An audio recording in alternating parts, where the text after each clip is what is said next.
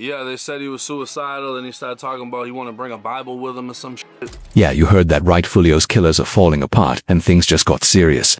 One of them collapsed in court after being handed a tough sentence, and the rest, let's just say they didn't handle it any better.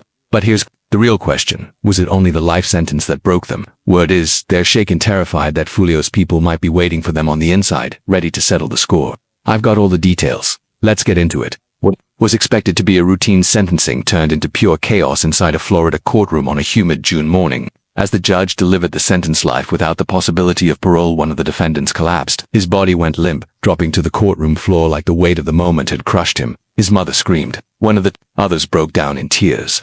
Another just stared ahead, emotionless, as if realizing for the first time he would never see freedom again. And then came the wildest twist. The alleged shooter tried to fire his lawyer and told the judge he wanted to represent himself in a death penalty case. That's right. A man facing execution thought his best shot was to defend himself in a courtroom built to bury him. But before we get to the courtroom breakdown, the total collapse of a killer, you need to understand what led to this moment and why it's rocked Florida's legal system. Foolio, whose real name was Charles Jones, wasn't just another rapper. He was one of the most controversial and feared voices in Jacksonville's rap scene.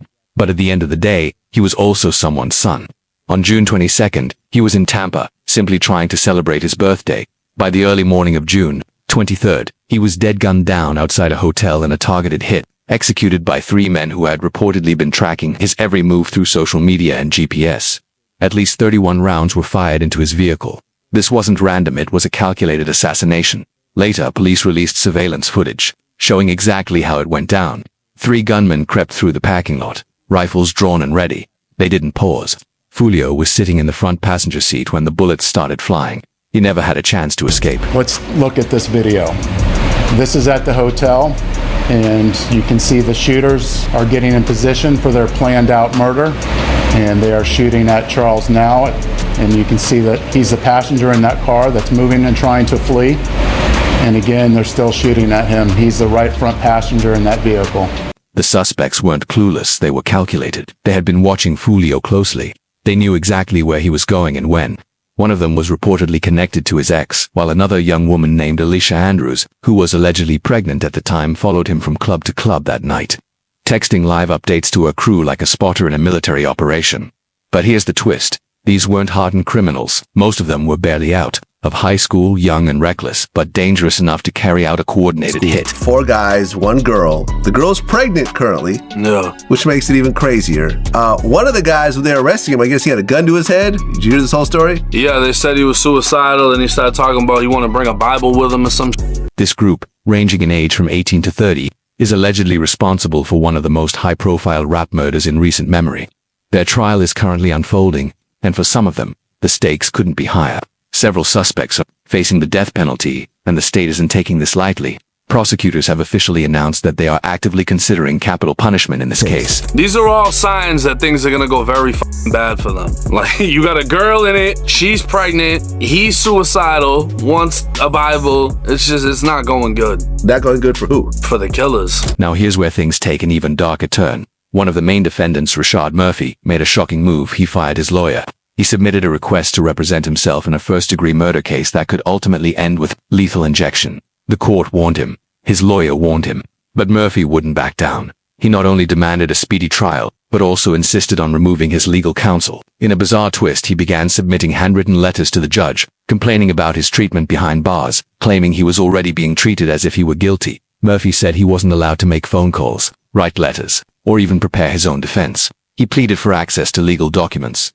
Some believe it was a stunt, a legal tactic, or a desperate play. Others think it was the mental unraveling of a man cracking under the weight of his actions, and one reason, Murphy might be spiraling. The evidence against him and his co-defendants is overwhelming. It's not like they're gonna get off for this. No, they got so much evidence against them. Like, when you go through it, you can pretty much just, all right, pick a prison. Where do y'all want to go? It's just not, you can't even come up with a defense for them. Investigators uncovered a mountain of evidence tying the suspects to the crime. Ring camera footage showed them loading rifles into duffel bags preparing for the hit. GPS data from their phones tracked every stop Foolio made that night. Step by step, there were also text messages exchanged between the suspects, discussing the murder in advance, clear signs of premeditation. And at the crime scene, Bullet casings were recovered that later matched weapons found in the suspects' homes. They found bullets. They found bullets in that kid's house. They found one of the murder weapons. They found bullets matching from the shooting scene. This kid kept collectibles from the case, like mad inside of his house. As prosecutors laid out the evidence in court, one of the defendants seated just feet from Foolio's grieving mother suddenly collapsed. No cameras were allowed to capture the moment, but courtroom witnesses say he fell out of his chair, trembling and muttering, "I can't breathe." Whether it was fear, guilt, or the crushing realization that he might spend the rest of his life in a concrete cell, no one can say for sure. But one thing is clear, the walls are closing in. Let's pause for a second, because this isn't just about gang retaliation or a rap beef gone too far. This is about how the internet has turned violence into virality, where dissing dead rivals has become just another way to rack up streams. Where mourning mothers scroll through YouTube and stumble upon songs mocking their child's death. Foolio did it to others, and in the end, others did it to him. This toxic cycle has now cost 6 people their futures. 1 is dead. 5 others may never see the outside of a prison again. One of them is expecting a child who might grow up visiting their mother through glass and the trail of evidence. It's even more damning than anyone expected. In fact, one defendant may have accidentally exposed the entire crew chasing clout on social media. So how did we get here? According to prosecutors, Foolio's murder wasn't some spur-of-the-moment decision. It was a carefully orchestrated hit, involving coordinated surveillance, multiple vehicles, out-of-town travel, and high-powered rifles, and it all started long before they got to Tampa. Footage shows the suspects Rashad Murphy, Davian Murphy, and Sean Gathright packing duffel bags large enough to hide rifles, right in a residential neighborhood. What was in the bag? Investigators later confirmed it contained at least 2 assault-style weapons. Where was this all caught? On their own surveillance camera. We have evidence of the defendant's co-defendants very clearly meeting at Sean Gathwright's house on his video camera, where they are loading up big bags that are definitely big enough to hold these assault rifles that were used in this case. One of the most disturbing parts, Foolio's final hours were practically live-streamed by Foolio himself. He shared clips of his birthday celebration on Instagram, unknowingly giving his killers a real-time roadmap of his movements. According to investigators, Alicia Andrews and Isaiah Chance, lookouts pretending to be friends, were tracking his every step, from the club to the after-party and finally to the hotel where he was gunned down. They were watching, waiting, and feeding information to the crew the entire time. Jones was in town celebrating his birthday and posted on his social media his locations several times throughout that night. Surveillance video was critical in this investigation, as suspects were seen on video following Jones from location to location. One of the most disturbing parts, Foolio's final hours were practically live-streamed by Foolio himself. He shared clips of his birthday celebration on Instagram, unknowingly giving his killers a real-time roadmap of his movements. According to investigators, Alicia Andrews and Isaiah Chance, lookouts pretending to be friends, were tracking his every step, from the club to the after-party and finally to the hotel where he was gunned down. They were watching, waiting, and feeding information to the crew the entire time. This barrage of gunfire also struck 3 additional victims who miraculously survived this incident. It's clear from that video what they were set out to do and what they had planned to do. What could drive 5 young people, one of them pregnant, to plan and carry out an execution-style killing on a public street? According to prosecutors and police, the motive was classic street vengeance. One of the shooters allegedly had a brother named Spaz who had been killed by someone in Foolio's camp. I don't think he had nothing to do with the murder though. No, I mean, it's actually pretty ugly what happened, because one of the suspects, their brother, Spaz, was allegedly killed by one of Foolio's friends. Yeah. Foolio rapped about him, and I believe there's a video of him urinating on his grave. There's multiple videos of Foolio dissing this guy. Not only did Foolio rap about it, but he also mocked it in videos, including scenes showing someone urinating on Spaz's grave. That wasn't art. That was a declaration of war, so these 5 set out for Tampa. They didn't bring a diss track. They brought guns, bullets, burner phones, and a plan. But here's the twist. They weren't smart enough to cover their tracks. In fact, they practically gift-trapped the evidence for the cops. Let's break it down. Alicia Andrews' phone was tracked from Jacksonville to Tampa, matching every location Foolio visited that night. License plate readers caught the cars used in the ambush. Hotel surveillance footage captured the suspects in the moments before and after the shooting.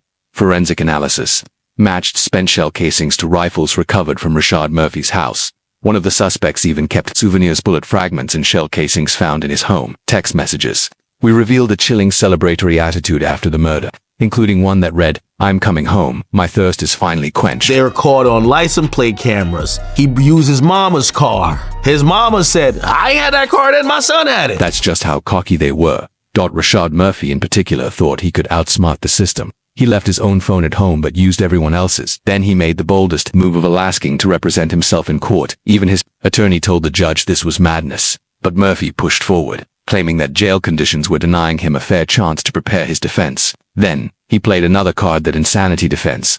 Back in November, he announced he was going to plead insanity. But here's the legal catch. You can't claim insanity when the evidence shows you meticulously planned a murder.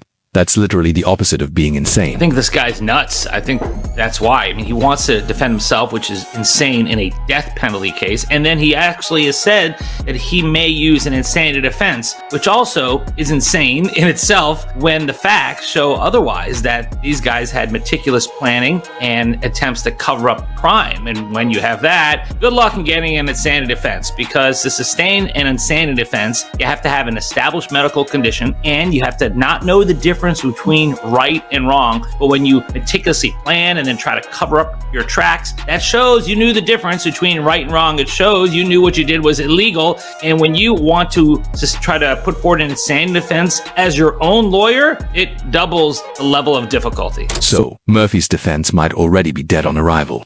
And if he insists on representing himself, he could end up implicating his co-defendants right there in open court.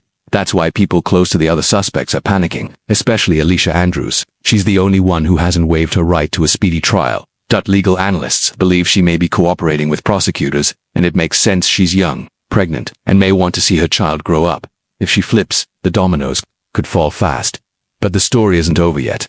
Inside the jailhouse meltdown, when prosecutors laid their cards on the table, it became clear someone talked. Early whispers in the courtroom pointed to just one name, Alicia Andrews. Andrews, just 21 and pregnant at the time of the murder, faced the exact same first-degree murder charges as the men accused of pulling the trigger. Yet, unlike them, she demanded a speedy trial, a move many legal experts saw as a warning shot or a signal that she might be cooperating. And then they just recently did it where the girl isn't waiving her right to a speedy trial, and they believe she's going to cooperate. Right. Actually, one of my members, Kilcon RL, mentioned that. He said Alicia Andrews, who's the girl who's pregnant, she asked for a speedy trial, but the other three waived that. So yeah, I guess that means she's cooperating now. But what really sealed the case wasn't just the court documents, it was what came next. Right after her arrest, Andrews gave a full interview to police. She admitted to being there and confirmed their movements all across Tampa while she stopped. Short of naming who actually fired the shots, she gave up more than enough details to place her crew exactly where the prosecutors needed them. Alicia, the girl, she gave an interview with police right when she got picked up. So she's already spoke to them and confirmed, oh yeah, we were here. Investigators then used her phone's GPS history to track the group's path from club to club, from B&B to the hotel. She may not have pulled the trigger, but Andrews played the role of a modern-day recon, helping the killers trail their target, both digitally and physically, like something straight out of a military operation. But far more senseless, and prosecutors aren't stopping with Alicia. In a ruling that has shaken defense attorneys, the court approved the use of prior killings as admissible evidence specifically to establish motive. I do find, generally speaking, that this is evidence that does help create motive and intent and explain the crimes charged. The reasoning is clear. Foolio's murder was not an isolated incident. It was the climax of a long-running feud between Jacksonville's most dangerous rap factions, 6 Block ATK and 1200. These weren't just artistic beefs. They were body-for-body wars, where disrespect was paid back in blood. Andrew's boyfriend was allegedly affiliated with one of these rival groups. One of the shooters had lost a brother in the feud, a brother whose grave was desecrated in a Foolio music video. The judge allowed all of this to be entered into the record as part of the case. This is something in Jacksonville that is very well known. These videos, both by our victim as well as by the rival gangs, are posted immediately. It's in the public domain, and it details this long-standing feud. Even worse, some of the shooters seem to have incriminated themselves without realizing it. Take Rashad Murphy, for example. You already know about his bizarre attempts to fire his lawyer, claim insanity, and represent himself in a death penalty case. But what really stunned prosecutors was what he left behind. Surveillance cameras from his own house captured him and his co-defendants, packing bags large enough to hold the exact types of rifles used in the murder. And here's the kick: was smart enough to leave his own phone at home, but he relied on other people's devices instead. Devices that the state subpoenaed and traced all over Tampa. One of the killers even paid for expenses using a Cash App card, which police tracked through purchase history and IP addresses. To top it off, Rashad's mom's car, the one he was using, was caught on camera. When questioned, she confirmed, "Yeah, my son had it. It was game over." But maybe the most chilling detail of all. After the murder, one of the killers allegedly sent a text that read, "I'm coming home. My thirst is finally quenched." That's the same guy who, after the murder, allegedly sent out the text, "I'm coming home, my thirst is finally quenched." Like, it was a mission for him. So, I mean, if we're talking about motive, that's classic get back, right? Hey, his people did something to my brother. They kept laughing about it. They've desecrated his gravesite. This is a rapper who's been known to make videos at gravesite or laugh at the dead. Now we get to laugh at it. A declaration, a celebration, and a confession. This entire tragedy is fueled by something far bigger than 5 reckless individuals. It's a culture that has turned funerals into marketing and death into content. Foolio himself took part in it. He mocked dead rivals and filmed videos at their gravesites. But in doing so, he lit a fuse that ultimately exploded with his own name etched onto a toe tag. The shooters were kids, one just 18 years old, with histories of other alleged shootings going back to when he was 17. What happened in those 5 years that turned a boy streaming on Twitch into a boy with a gun? The police didn't stand a chance at stopping it. The real tragedy here is how preventable this all was, how social media became the new street corner where threats are delivered in captions and retaliation is measured in likes and shares. Law enforcement is bracing for more violence. Investigators believe the gang war is far from over. There are still people out there, people with guns, grudges, and now martyrs, but the state is drawing a line. They want this case to be the one that sets the tone from rap beefs to life sentences. What does it look like when a man watches his future vanish? When Hillsborough County prosecutors finally brought the defendants into court one by one to face their fates, it was unlike anything local reporters had seen in years. This wasn't just a legal proceeding, it was a reckoning. When Sean Gathright, just 18 years old, was told he'd be spending the rest of his natural life in prison, he didn't flinch at first. But then came the details, the surveillance footage, the firearm forensics, the text messages, the Cash App receipts, every piece of evidence, stacked like a wall around him. Witnesses in the courtroom said he slumped forward, eyes locked on the floor, mouthing something over and over again. "I ain't kill him." But prosecutors didn't care who fired the first shot. In Florida, if you help plan a murder, even if you never touched the gun, you're just as guilty. And Sean wasn't just involved. He was caught on video preparing for the ambush. Rashad Murphy, however, stole the show for all the wrong reasons. As court was called to order, Rashad did something that stunned even veteran attorneys here. Fired his lawyer again. Despite warnings from the judge, his legal counsel, and the prosecutor that he was making a catastrophic mistake, Rashad insisted on representing himself. It was like watching someone trying to perform surgery on themselves in front of a live audience with a butter knife. His reasoning: jail conditions. He claimed he wasn't being treated fairly, that he wasn't allowed to make calls, send letters, or access legal records. In a handwritten letter to the judge, he said he was being treated like he'd already been found guilty. "The deputies won't let me send mail or call my lawyer or prepare for my case," he wrote. But the courtroom wasn't buying it. To stand trial in Florida, especially in a death penalty case, you must be deemed mentally competent. And Rashad wasn't doing himself any favors. He had earlier hinted at invoking an insanity defense, despite being part of what the prosecution described as one of the most meticulously planned murders they'd ever investigated. That contradiction alone could have sunk any hope of leniency. Then came the breakdown. As Rashad stood alone, trying to cross-examine his own fate, he suddenly froze. His knees buckled, and he collapsed to the courtroom floor. One bailiff rushed to his side, another called for a medic. His mother screamed from the gallery. The judge called for a brief recess. No cameras captured the moment, but witnesses confirmed it. One of Foolio's killers broke down, completely trembling and sobbing, as the weight of a life sentence crushed him in real time. Meanwhile, Foolio's mother sat silently in the front row. She had heard her son disrespected, dissected, and even blamed in some online corners for bringing this on himself. But as she later told reporters, he was still my son, and he didn't deserve to die on his birthday. She'd seen the footage, she'd seen the social media mockery, and she had one thing left to cling to: the court's justice. And let's not lose sight of the fact that there are innocent victims in every homicide case, the loved ones who are left behind. His fans knew him as Foolio, but to his mom, he's Charles. We're fighting to make sure that she gets justice. But even justice felt cold, because what no one talks about, what doesn't trend on Twitter or go viral on TikTok, is what happens after the shooting stops, after the sentencing, when mothers go home alone, replaying that surveillance video in their heads, when a child grows up visiting their mom through a thick glass window because she followed a man who chased fame by chasing a body count. This case is the perfect tragedy of our time. Clout killed food, loyalty buried the suspects, and TikTok turned it all into entertainment. But there's one more chilling layer. Investigators now believe that Young and Ace Foolio's most public rap rivals may have been aware of the killing in real time. In a shocking twist, DJ Academics revealed that the police were executing simultaneous arrest raids at the exact moment he was interviewing Young Gene Ace. The moment Young and Ace was sitting with me for the interview, the cops were raiding the guys. The exact moment. Everybody who got locked up for the murder, the 3 simultaneous arrests, happened exactly when he's talking to me. And I think, I don't know what his perspective is now, but his perspective is then, and maybe he just doesn't know anything. He was like, ain't nothing gonna come of this. Whether Ace had any direct knowledge is still unclear, but the symbolism wasn't lost on anyone, especially not what he drank during the interview. A bottle of Don Julio sat on the table beside him. His drink of choice, whether intentional or cruelly coincidental. The message was unmistakable.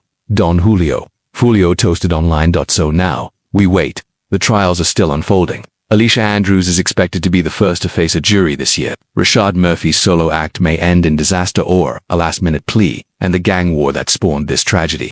It's still alive. Police have already braced for retaliation, as one sheriff put it. I mean, unfortunately, I think young people think this is a game. And, there'll be comments about this in the statement that I make, and they make it like it's a video game. It's not. This is real life. So he has a mother, he has parents, siblings, probably friends, and they have to deal with these kind of losses, and it's unfortunate. Now the next thing is these groups, and I won't name them, they know who they are. We're not going to tolerate any retribution, any revenge. We're going to watch. We're going to be around paying attention to what's going on, but it's unfortunate. It should never happen to our kids, and I've never seen so much devaluing of human life. It's like it's fun, and they talk about it in rap videos and songs, and it just doesn't make any sense. This case was never really about rap. It was about power, revenge, ego, and who gets the last post. The courtroom has spoken.